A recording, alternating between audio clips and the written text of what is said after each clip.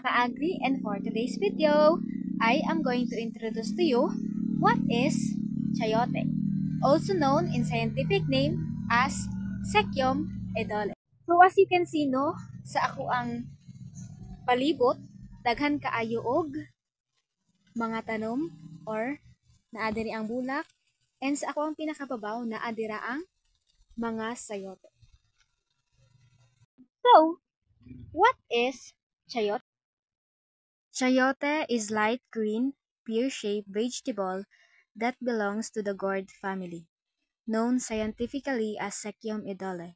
It is widely cultivated in subtropical and tropical regions like here in Kapatagan. It is commonly known by other names such as vegetable pear, mirlitons, or sayote.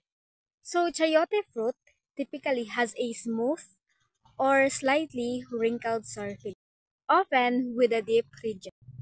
Its skin is pale to dark green, sometimes with soft spines depending on the variety. It contains single, soft, and edible seed in the center. So that's the seed. The entire plant is edible for fruits, stems, leaves, and roots. Chayote thrives in warm, humid climate with well-drained and fertile soil. The chayote blooms with small, pale greenish white flower before fruiting. Chayote is low in calories and fat, making it ideal with healthy diet. Chayote is rich in vitamin C, folate, and fiber. It supports digestion and immune health. Also, chayote is versatile. It can be eaten by raw, boiled, sauteed, steamed, or stuffed. Now, I will show you how to plant chayote.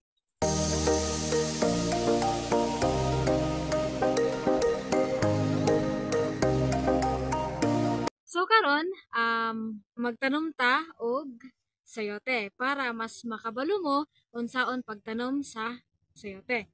So first, ato ang limpyuhan ang palibot kung asa ta nga side mo tanom. So kini nga pagtanom guys, mao ni siya ang amo ang ginabuhat sa amo ang bukid. So amo ang ginalimpyuhan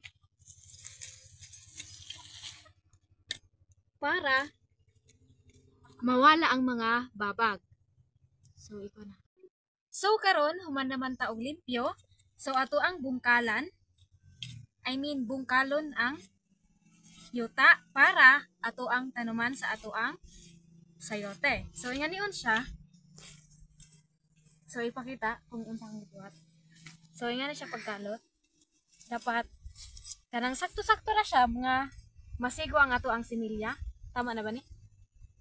So human naman ta og bungkal no para matamnan na nato ang ato ang gibungkal. So naa ko gi-prepare diri nga similya sa sayote. So makita niyo no nga naa na siya dahon, naa na siya stem, naa na pud siya roots diri.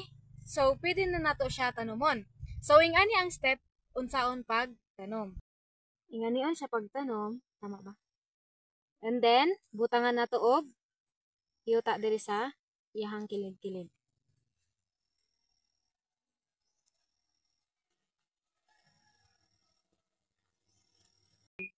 So karon kay naaman siya dahon-dahon para magtindog siya, atoa siyang butangan og kahoy. Ang tawag sa mga ani sa bago kay bunsod. Bunsodan. So mao na ito no ang mga steps no, simple ra siya nga mga step para makatanom na ta sa atoang sayote.